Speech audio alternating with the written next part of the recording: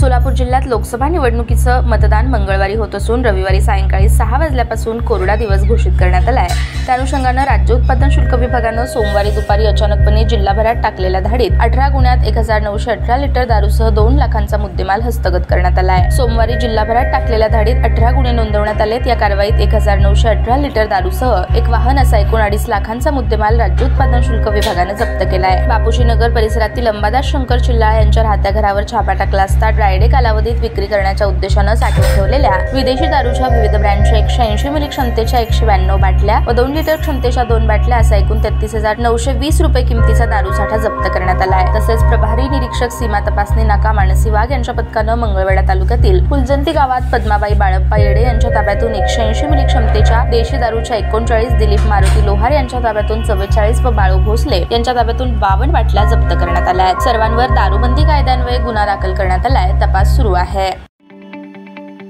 ताज्या बातम्या पाहण्यासाठी प्राईम महाराष्ट्र न्यूज चॅनलला सबस्क्राईब करा।